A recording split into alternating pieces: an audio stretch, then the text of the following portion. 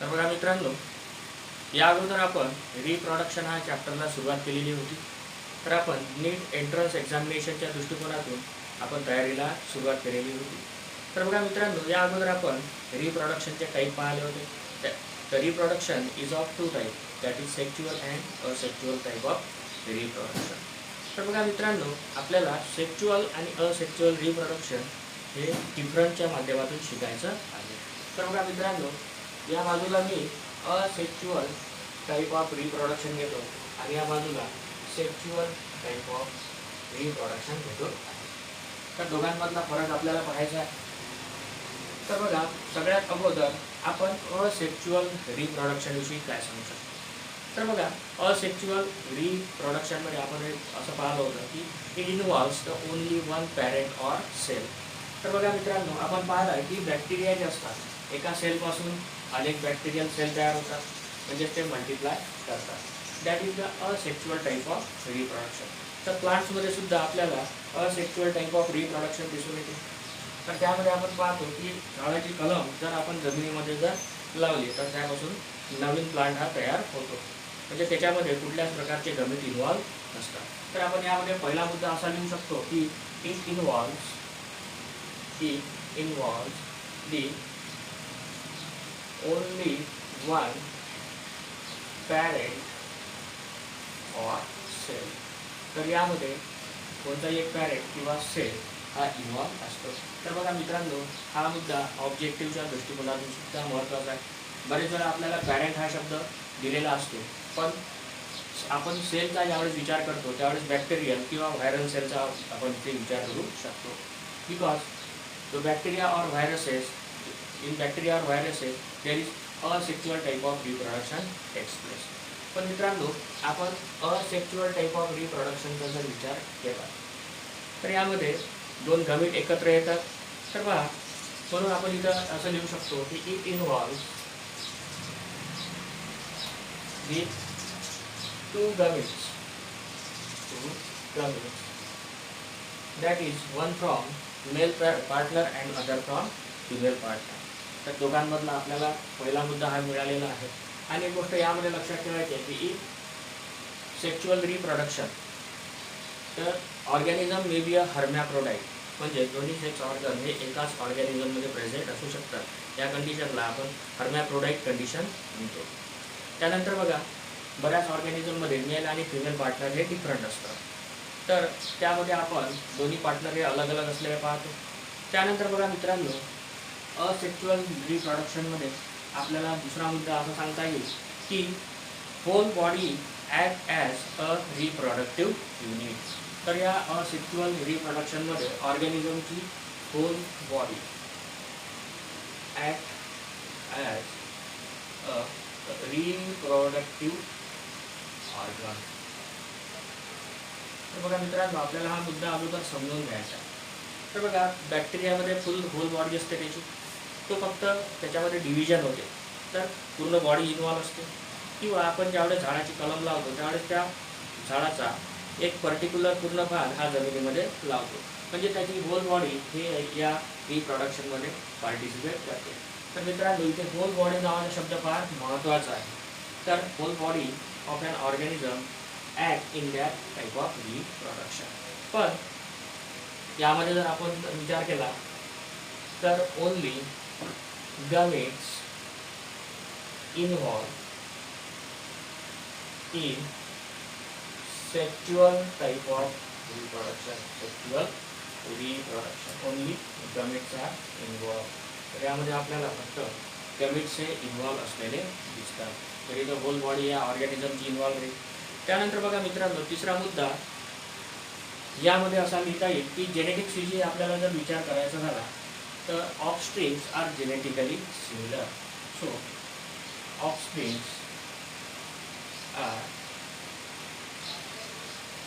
Genetically similar.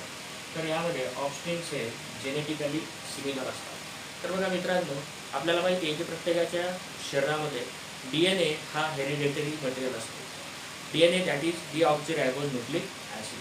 तर या DNA आपल्याला माहिती आहे की प्रत्येक ऑर्गॅनिझमची लाईफ सायकल चालत राहतात. आपल्या बॉडीचा पूर्ण मॅप किंवा आपल्या शरीरामध्ये तयार होणारे एन्झाईम्स किंवा प्रोटीन या सगळ्याला जबाबदार असणारं म्हणजे DNA. तर बघा, या अर्थी यामध्ये एकच पॅरेंट इन्व्हॉल्व असतो आणि तो स्वतःची एक्झॅक्ट अशी डुप्लिकेट कॉपी यामध्ये बनवतो. त्यामुळे यामध्ये ऑफस्प्रिंग्स आर जेनेटिकली सिमिलर, दोघांचा DNA बिलकुल सारखा असतो.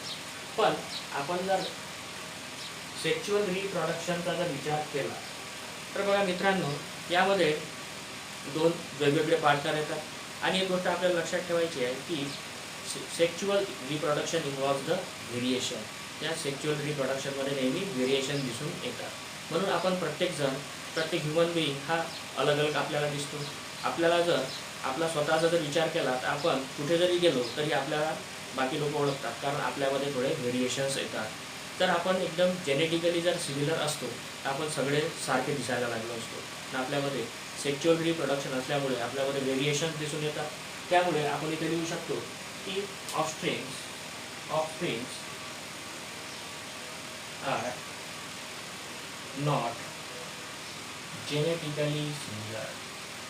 Offsprings are not genetically similar. त्यामध्ये ऑफस्प्रिंग्स हे जेनेटिकली सिमिलर नसतात. तर मित्रांनो, यानंतर आपल्याला चौथा डिफरन्स यामध्ये महत्त्वाचा बघायचा आहे.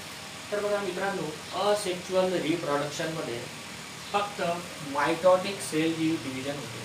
Mitotic cell division takes place. तर बघा मित्रांनो, सेल डिव्हिजनचे दोन टाईप असतात. पहिलं असते मायटॉसिस आणि दुसरं मिओसिस. तर बघा, मायटॉसिस हे सोमॅटिक सेलमध्ये होते, तर मिओसिस हे जर्म सेल किंवा रिप्रोडक्टिव्ह सेलमध्ये झालेलं आपल्याला दिसून येते.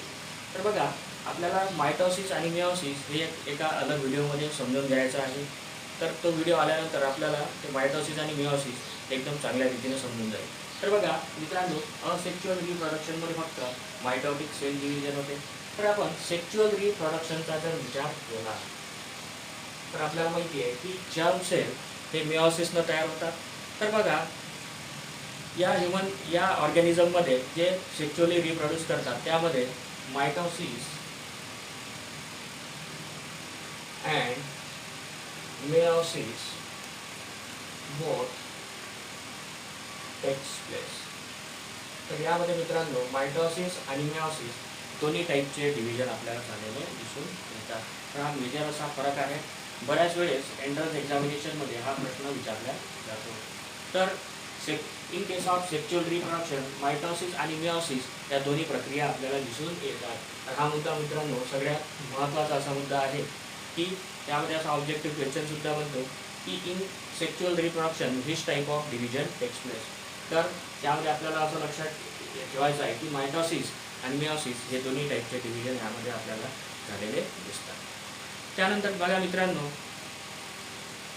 यामध्ये महत्त्वाचा असा फरक आपल्याला दिसून येईल की no formation of sex organs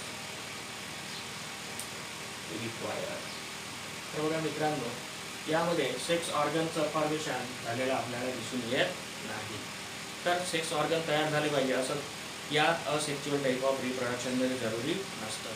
पण आपण सेक्शुअल रिप्रोडक्शनचा जर विचार केला तर यामध्ये आपण असं लिहू शकतो की फॉर्मेशन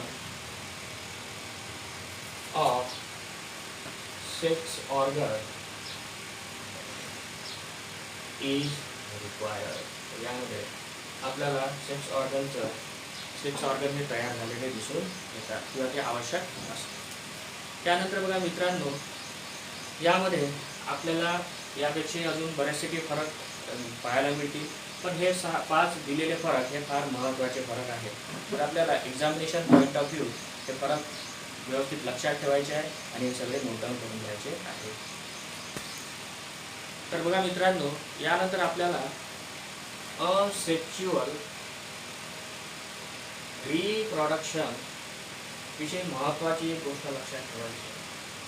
तर आपण या अगोदरच पाहिली आहे की in asexual reproduction individuals are similar.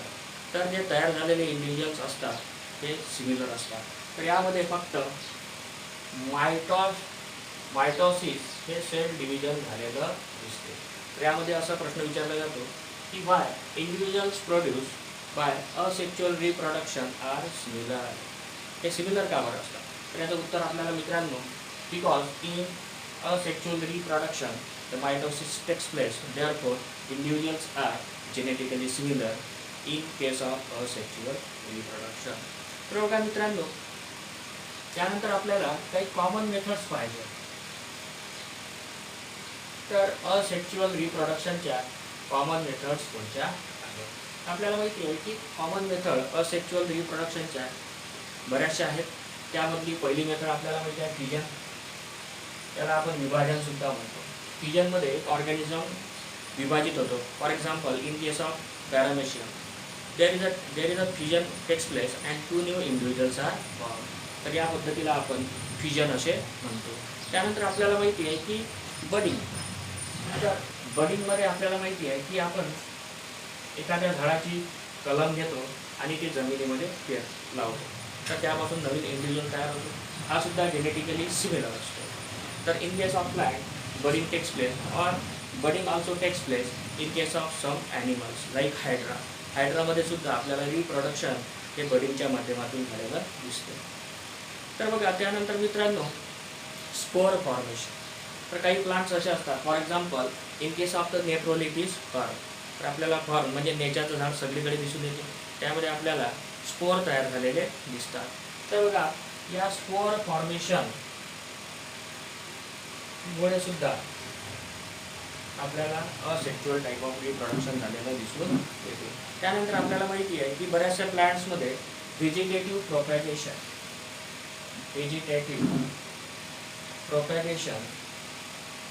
हे झालेलं दिसून येते. या व्हेजिटेटिव्ह प्रोपॅगेशनमध्ये आपल्याला असं लक्षात येईल की झाडांमध्ये व्हेजिटेटिव्ह बड तयार होते. ती एकदा जमिनीवर पडली किंवा आपण जर त्याला जमिनीमध्ये लावली तरी नवीन प्लांट हा तयार होतो. तर बघा मित्रांनो, आपल्याला या कॉमन मेथड्स लक्षात ठेवायच्या आहे. यापैकी एखादी मेथड हे एक्झामिनेशनमध्ये विचारू शकतात किंवा असं सुद्धा विचारू शकतात की in case of budding which type of division cell division takes place. तर मित्रांनो याचं उत्तर येईल मायटोसिस. तो असा सुद्धा विचारू शकतात की in case of the spore formation which type of cell division takes place. याचं उत्तर सुद्धा मित्रांनो आपल्याला मायटोसिसच लिहायचं आहे.